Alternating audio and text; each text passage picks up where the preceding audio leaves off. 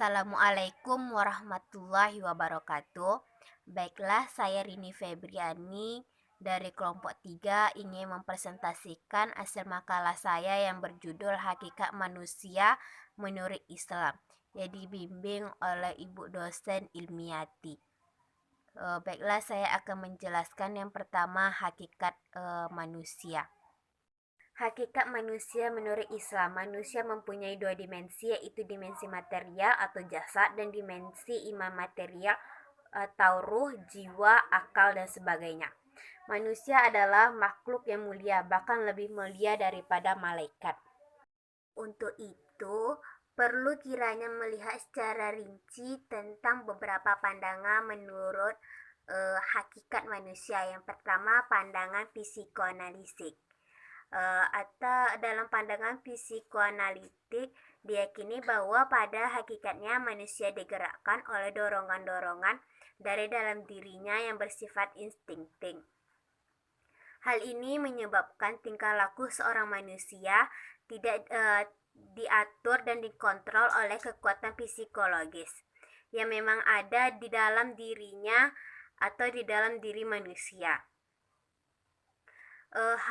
Terkait hal ini, manusia tidak memegang kendali atau tidak menentukan atas nasibnya seseorang, tapi tingkah laku seorang itu semata-mata diarahkan untuk memuaskan kebutuhan dan insting biologis. Yang kedua, pandangan humanistik. Pandangan menyatakan manusia memiliki dorongan-dorongan dalam dirinya untuk mengarahkan dirinya mencapai tujuan yang positif. Mereka menganggap manusia itu rasional dan dapat menentukan nasibnya sendiri.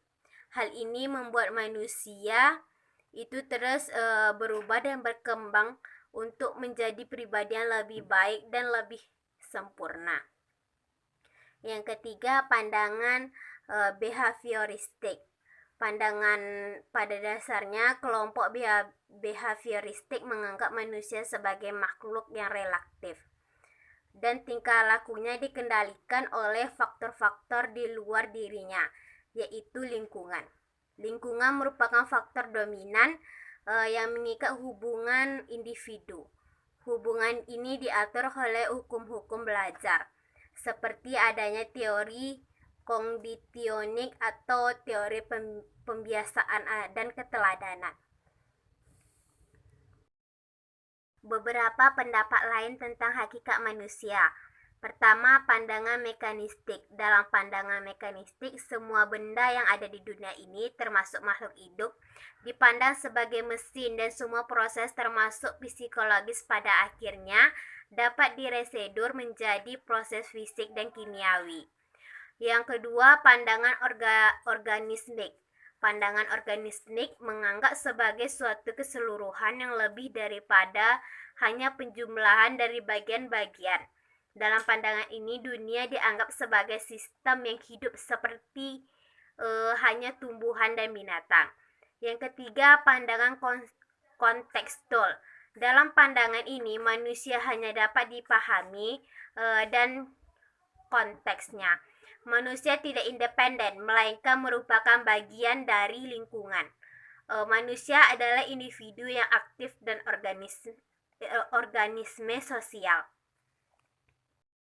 Manusia menurut pandangan Islam, yang pertama, manusia sebagai hamba Allah. Sebagai hamba Allah, manusia wajib mengabdi dan taat kepada Allah selaku pencipta.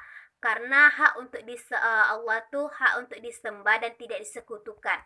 Bentuk pengabdian manusia sebagai hamba Allah tidak terbatas hanya pada ucapan dan perbuatan, melainkan juga harus dengan keikhlasan hati. Seperti yang diperintahkan dalam surah Al-Baqarah, padahal mereka tidak disuruh kecuali supaya menyembah Allah dengan memurnikan ketaatannya kepadanya dan menjalankan agama yang lurus. Surah Al-Baqarah ayat 5. Yang kedua, manusia sebagai Al-Nas. Manusia di dalam Al-Quran juga disebut Al-Nas.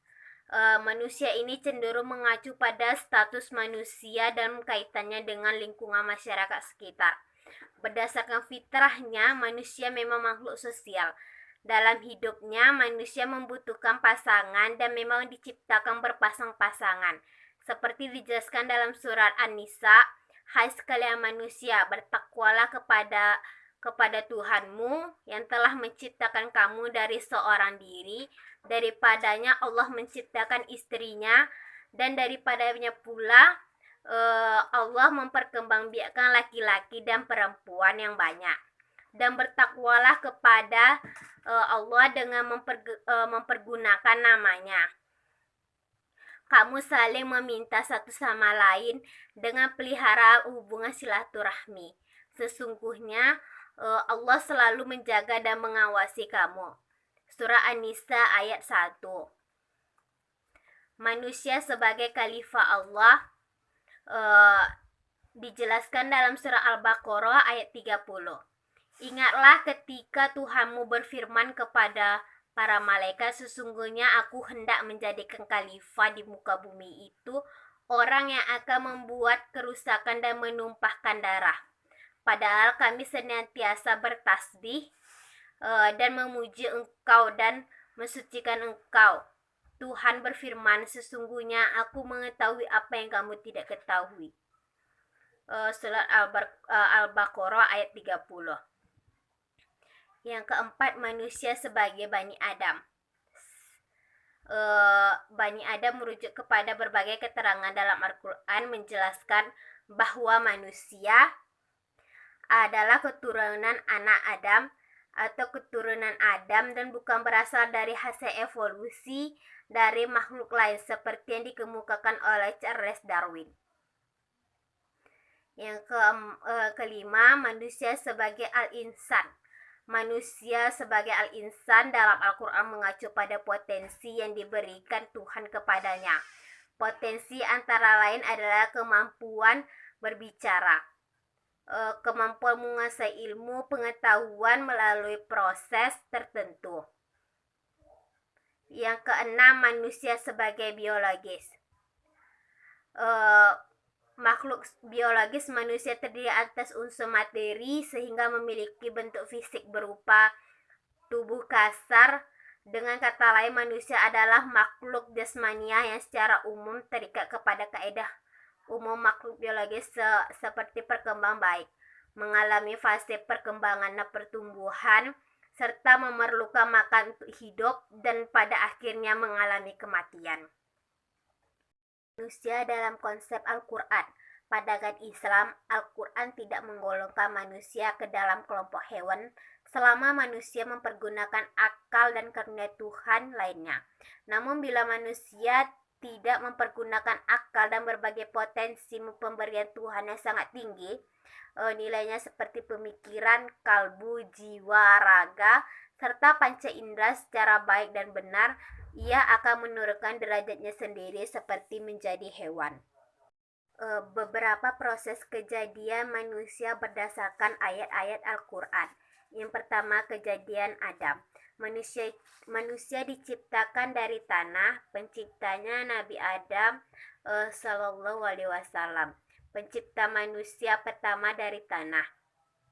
Artinya dan apakah orang-orang yang kafir tidak mengetahui bahwasannya langit dan bumi itu keduanya dahulu adalah salah satu pada padu. Kemudian kami pisahkan antara keduanya, dan dari air kami jadikan segala sesuatu yang hidup. Maka mengapa mereka tidak ada juga yang beriman? Surat Al-Baqarah ayat 30. Bukankah telah datang atas manusia satu waktu dari masa, sedangkan dia menjadikan kamu berpasang-pasangan, yaitu laki-laki dan perempuan, dan tidak ada seseorang sepengetahuannya, dan sekali-sekali tidak dipanjangkan umur seorang dengan berumur panjang, dan tidak pula dikurungkan umurnya, melainkan sudah ditetapkan dalam kitab Lauhul Mahfuz. Sesungguhnya yang demikian itu bagian adalah Allah mudahkan. Surat Al-Fatir ayat 11. Yang kedua, kejadian Hawa. Padanya Allah menciptakan istri menurut jumhur fasirin ialah dari bagian tubuh atau tulang rusuk. Adam alaihissalam berdasarkan hadis riwayat Bukhari dan Muslim. Di samping itu pula yang menafsirkan daripadanya ialah dari unsur yang serupa, yakni dari tanah yang daripadanya Adam alaihissalam diciptakan. Yang ketiga, kejadian Isa diciptakan melalui seorang ibu dengan proses kehamilan tanpa ayah. Baik secara hukum maupun secara biologis, penciptaan Nabi Isa adalah surat Maryam. Yang keempat, kejadian manusia secara umum diciptakan melalui kehamilan dengan adanya ayah secara biologis semata-mata pencipta manusia selain Adam, Hawa, dan Isa di atasnya. Asal kejadian manusia dalam pandangan Al-Quran ada 4 kejadian, yaitu kejadian Adam dari tanah dalam istilahnya bermacam-macam, antara lain tanah kering, tanah liat, dan tanah lumpur. Kejadian Hawa dari tulang rusuk Nabi Adam, kejadian Nabi Isa, dan kejadian pada umumnya. Potensi manusia berbeda dengan makhluk lainnya. Manusia adalah ciptaan Allah yang paling potensial. Artinya potensial yang dibekali oleh Allah untuk manusia sangatlah lengkap dan sempurna. Hal ini menyebabkan manusia mampu mengembangkan dirinya melalui potensi-potensi. Secara fisik manusia tersebut tumbuh, secara mental manusia terus berkembang, mengalami kematangan dan perubahan. Kesemua itu adalah bagian dari potensi yang diberikan Allah kepada manusia sebagai pencipta pilihan. Khalifah Allah, kekhalifaan manusia di satu pihak berperan sebagai subjek, dari sisi lain menjadi objek.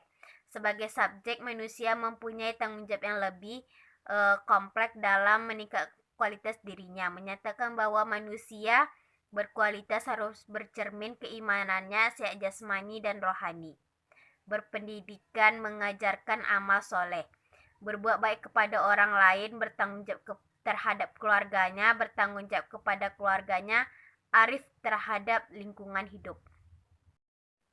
Bantahan terhadap teori Darwin, manusia itu berasal dari orang tuanya, kemudian orang tuanya berasal dari orang tuanya pula.